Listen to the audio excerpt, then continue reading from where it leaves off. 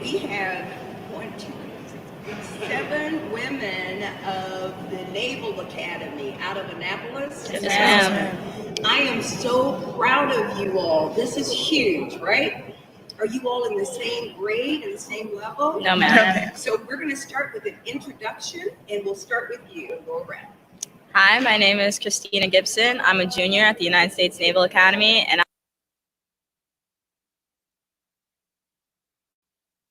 Hi guys, I'm Khadija McLean. I'm from the Naval Academy. I'm a sophomore and my major is IT. My name is Sarah Williams. I'm a freshman and I don't claim my major till the spring, but I plan to go into aerospace engineering. Hi, my name is Lindsay Lewis. I'm a naval architect at the Naval Academy. Good morning, my name is Sydney Barber. I'm a junior at the United States Naval Academy, and I'm a mechanical engineering major. Hi, I'm Christiana Foster. I'm a freshman at the Naval Academy, and I hope to study cyber. Hi, my name is Raven Heath. I'm a junior at the United States Naval Academy, and I'm an astronautical engineering major. So we are so excited to see you here in all your dress lights, right? And we go through, and we can start with you and go back around. What made you all decide to go into the United States Navy? Well, both of my parents served. They're actually Army enlisted, and I always knew I wanted to serve because of them. And then in high school, I was in a JROTC program, which was Navy, and my commander there kind of helped me get into the academy. Both of my parents are Navy, and my family is mostly Navy, so I knew that I wanted to go into Navy, and I know that it has one of the best engineering programs in the school. In the state, so I wanted to try it out. So I also have a family who has a military background, but for me, it was more about pursuing something that was bigger than myself. Also, I wanted to pursue a school with a heavy STEM curriculum, and I felt like this was the best place to do it. both my parents are enlisted in the Navy. My dad's retiring this year, November 30th, after 25 years of service. I wanted to go to the Naval Academy after doing Army JROTC because I knew it would be my best shot at becoming an astronaut. We've graduated the most astronauts. It has one of the top engineering majors in the country, and I just really heard a call for service. I don't have any family or any background in the military, but I wanted a lifestyle that's not about myself, and I wanted to give back to the community. I also really just wanted a school for engineering and to do more with my life. So I have a few people in the military family, but not as much. I have any Navy people in my family, but I started off with Civil Air Patrol, then I did Army JROTC, and my parents told me I wasn't going to college because they weren't paying for it. So that kind of influenced me to go in the military, but I didn't know about the academy until my 10th grade year, and when I looked into it, it was really good, and I love all the opportunities they offer. I was a student pilot in high school, and my flight instructor was He was a ranger in the Army, and he was also a pilot. And he convinced me that going to the academy would be the best way to become a pilot and also free education.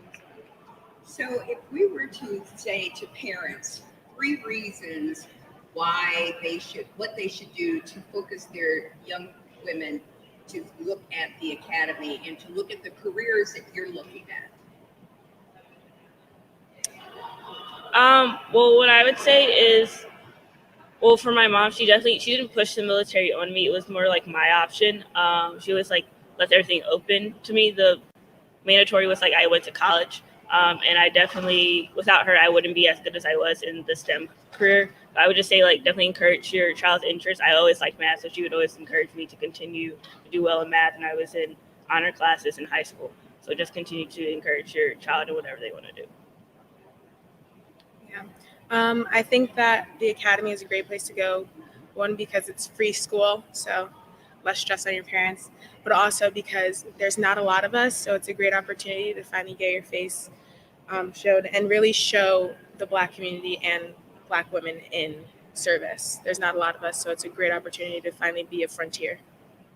Well, in my opinion, I feel like there's no more unique institution than a service academy because while there are a lot of schools and universities that have very strong that are very good academically and where you can pursue an engineering degree or any great degree that you want to, but at the Naval Academy, it's more about developing leadership. So no matter what you do, whether you're a STEM major or humanities major, you're going to graduate with a bachelor's of science, and you're not only going to graduate with a world-class education, but you're going to also develop those leadership skills over the course of the 4 years, from the plebe summer boot camp that we do after our freshman year to our summer trainings that we do every summer. We go on to a fleet cruise and we get the fleet experience, and there's a chain of command that helps you to start your leadership young and then develop it over the course of 4 years. So by the time you graduate, you've not only done all of the academic rigors that we have here, but you've also done a lot of things to help develop your character and help you to grow more into yourself.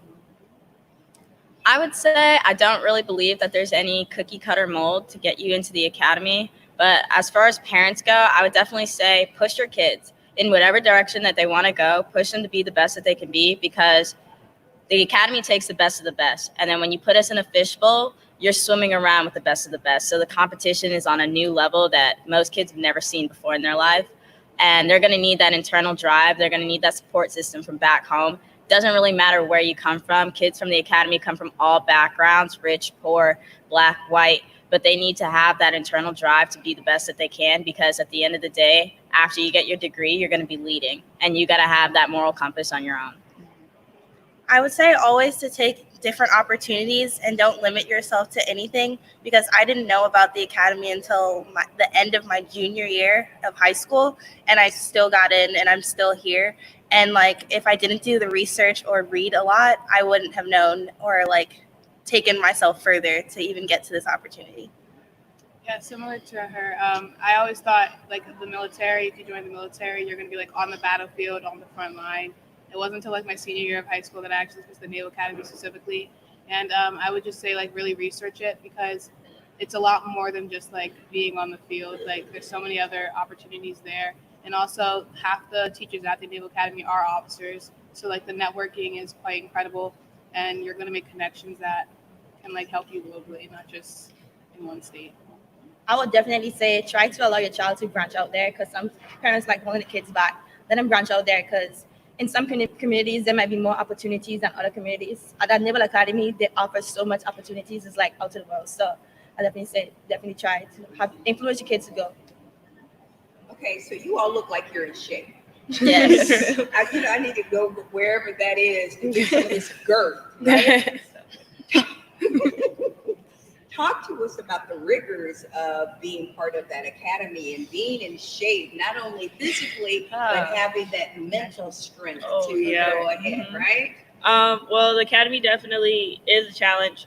So how you're indoctrinated is you go through about a 50-day boot camp in plebe summer, and you're trained by upperclassmen academy. I actually just trained her over the summer. And it's basically to because everyone comes from a different background, but it's so everyone gets the same mindset of like, regardless of your background, you're now in the military, you all have to have one mindset. So it's a lot of pushback because people aren't used to being yelled at or like doing being in that kind of environment.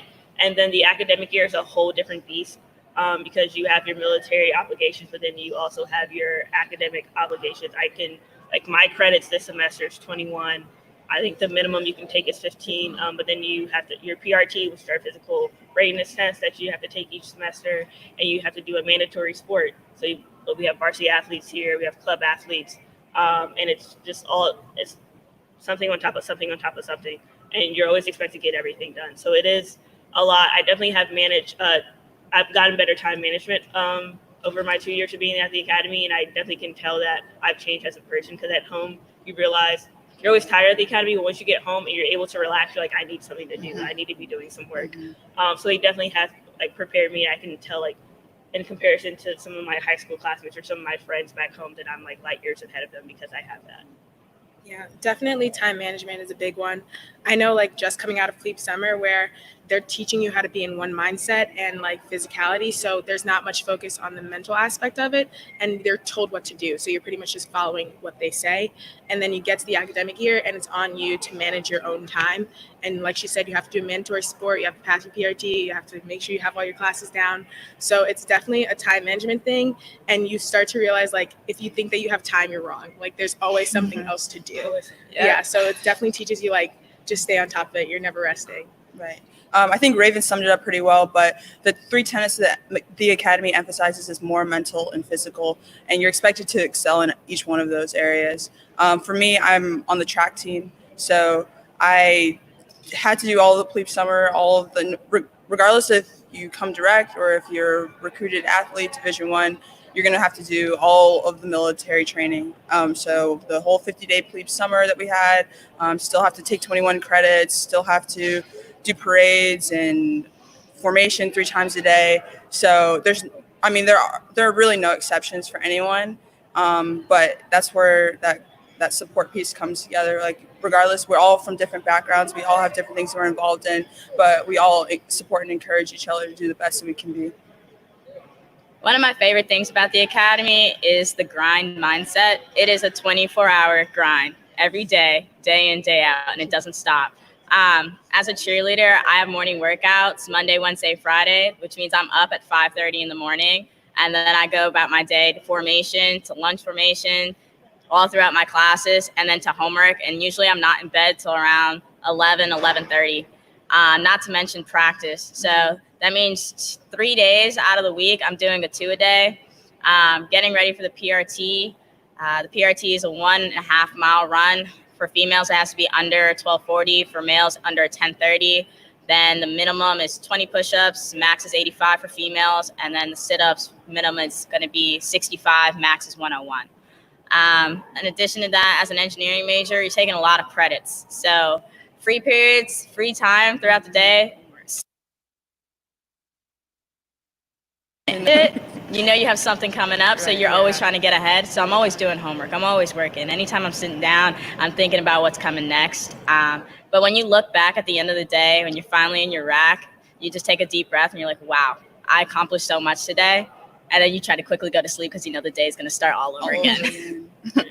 I'm also on the track team, and I would say like our days are super busy, but it's good to take like 20 minutes out of your day just to like sit there and relax and like get yourself together, because it's just a lot at you like all at once, and like without that time to like yourself or just to like figure things out, like you might crumble. Support of everyone there, like everyone's going through the same thing, and it builds like a huge camaraderie between each other, and you know that you'll always have someone else like looking after you. So your question was about the physical aspect, and for me the physical aspect is definitely the biggest beast to conquer, but like all of them previously said, with all the support you have, like you can't fail as long as you put in some effort.